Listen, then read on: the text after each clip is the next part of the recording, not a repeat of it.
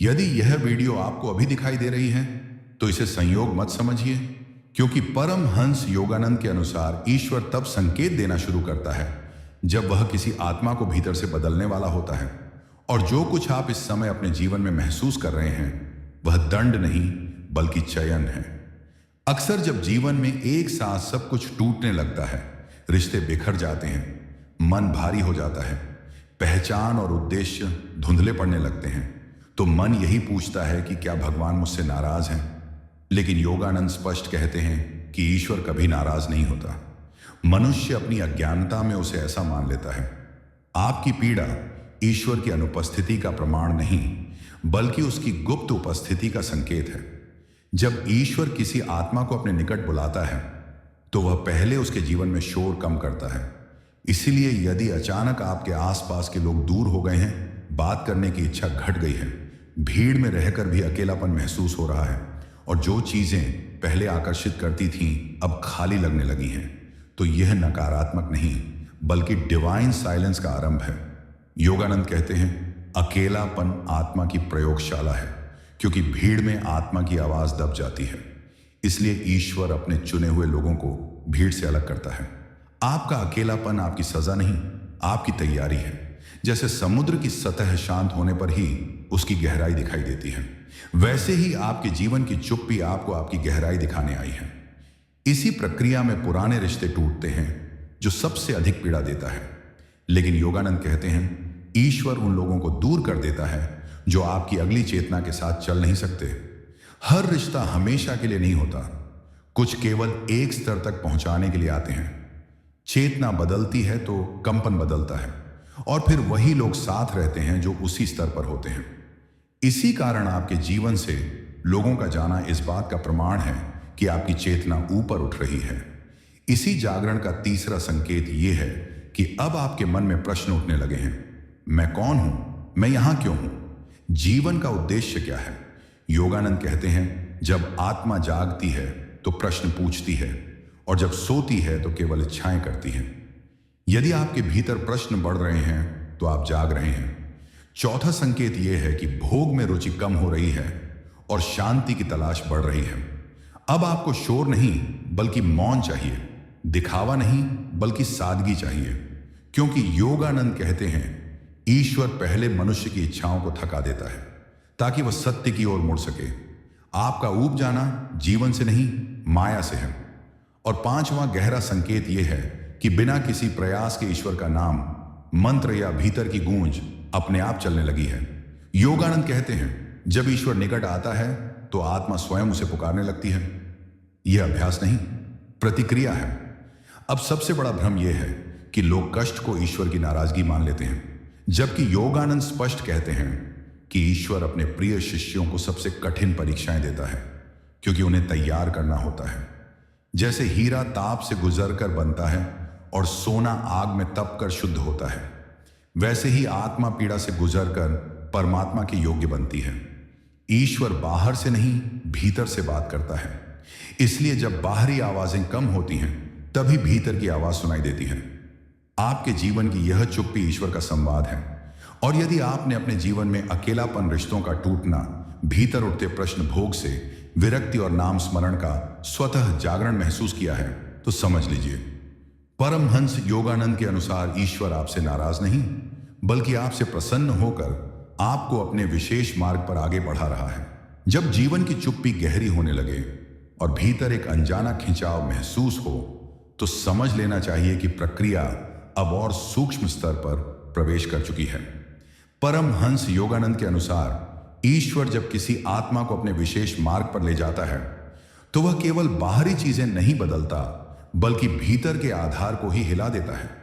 यही कारण है कि अब आपको अपने ही विचार अजनबी लगने लगते हैं। पुरानी सोच, पुरानी आदतें और पुरानी पहचान बोझ जैसी महसूस होने लगती हैं। यह मानसिक भ्रम नहीं बल्कि अहंकार के विघटन की शुरुआत है, क्योंकि जब तक पुरानी पहचान जीवित रहती है तब तक दिव्य चेतना उसमें प्रवेश नहीं कर सकती। योगानंद कहते हैं कि ईश्वर पहले मनुष्य से वह सब छीन लेता है जिससे वह स्वयं को परिभाषित करता था, ताकि वह जान सके कि वह शरीर या भूमिका नहीं बल्कि शुद्ध आत्मा है। इसी कारण अब आपको प्रशंसा में आनंद नहीं मिलता, आलोचना उतनी पीड़ा नहीं देती, और लोग क्या सोचते हैं इसका प्रभाव धीरे धीरे कम होने लगता है। यह छठा संकेत है कि आप भीतर से स्वतंत्र हो रहे हैं। इसके बाद सातवां संकेत प्रकट होता है, जिसमें आपकी संवेदनशीलता बढ़ जाती है। आप दूसरों के शब्दों के पीछे छिपे भाव को महसूस करने लगते हैं, किसी के दुख को बिना कहे समझ लेते हैं, और कभी कभी अनायास ही करुणा से भर जाते हैं। योगानंद के अनुसार यह करुणा आत्मा के विस्तार का प्रमाण है, क्योंकि जब चेतना ऊंची होती है तो वह केवल अपने बारे में नहीं सोचती, बल्कि सबको अपने भीतर अनुभव करने लगती है। इसी विस्तार के साथ एक और परिवर्तन आता है, जिसमें आपका आकर्षण बाहरी गुरुओं या दिखावटी ज्ञान से हटकर आंतरिक मार्गदर्शन की ओर मुड़ जाता है। अब आपको किसी से यह पूछने की आवश्यकता नहीं रहती कि क्या सही है, क्योंकि भीतर से ही उत्तर आने लगते हैं। योगानंद कहते हैं कि जब शिष्य तैयार होता है तो मार्गदर्शन बाहर नहीं, भीतर से प्रकट होता है। यही वह अवस्था है जहां ईश्वर शब्दों के माध्यम से नहीं, अनुभूति के माध्यम से सिखाता है। इसके साथ साथ आपकी प्रार्थनाएं भी बदल जाती हैं। पहले आप मांगते थे, अब आप समर्पण करने लगते हैं।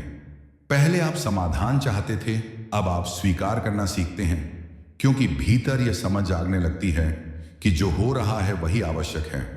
यह आठवां संकेत है कि आपकी चेतना ईश्वर की इच्छा के साथ तालमेल बिठा रही है।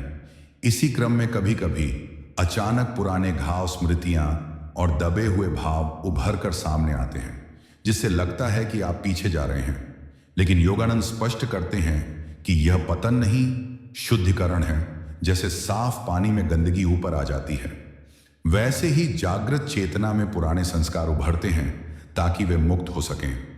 यदि इस चरण में आप धैर्य रखते हैं तो एक दिन भीतर एक स्थिरता प्रकट होती है, जहां दुख आता है लेकिन आपको डुबोता नहीं, सुख आता है लेकिन बांधता नहीं।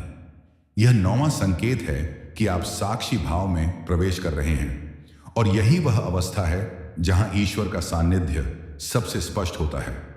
अंत में योगानंद कहते हैं कि जब आत्मा इस स्तर तक पहुंच जाती है तो जीवन बाहर से साधारण दिखाई देता है, लेकिन भीतर से वह दिव्य हो चुका होता है।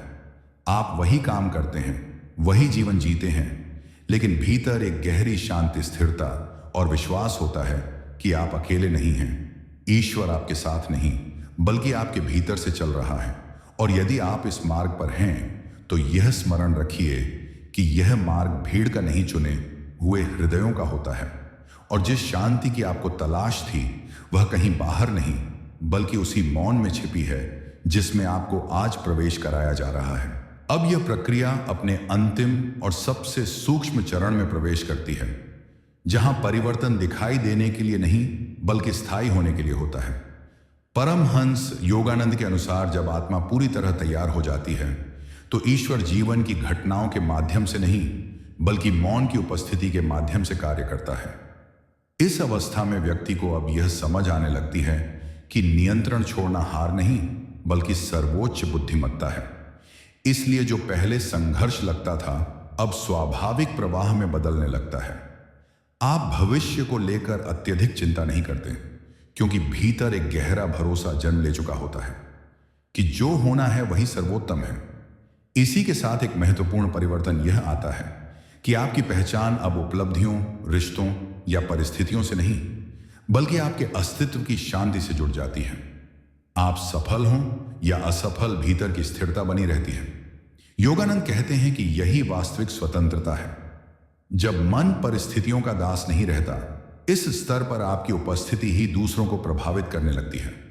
आप उपदेश नहीं देते, फिर भी लोग आपके पास शांति अनुभव करते हैं, क्योंकि शांत चेतना स्वयं संदेश बन जाती है। इसके बाद अंतिम संकेत प्रकट होता है, जिसे योगानंद आत्मा की स्वीकृति कहते हैं। इसमें व्यक्ति को अब ईश्वर को खोजने की आवश्यकता नहीं रहती, क्योंकि वह उसे हर श्वास, हर क्षण और हर मौन में अनुभव करने लगता है। प्रार्थना अब शब्दों में नहीं बल्कि जीवन की हर क्रिया में होने लगती है। चलना, बोलना, सुनना और यहां तक कि मौन भी साधना बन जाता है। इस अवस्था में दुख पूरी तरह समाप्त नहीं होता, लेकिन वो आपको तोड़ता नहीं, क्योंकि अब आप जान चुके होते हैं कि आप अनुभव नहीं बल्कि अनुभव करने वाले हैं। यही बोध जीवन को पवित्र बना देता है। योगानंद कहते हैं कि जब मनुष्य इस सत्य को जान लेता है तो ईश्वर उसे संसार से अलग नहीं करता, बल्कि संसार के बीच स्थापित कर देता है, ताकि वह मौन के माध्यम से दूसरों को भी उसी शांति की याद दिला सके। यदि आप यहां तक पहुंचे हैं तो यह समझ लीजिए कि ईश्वर आपसे नाराज नहीं थे, न हैं और न कभी होंगे।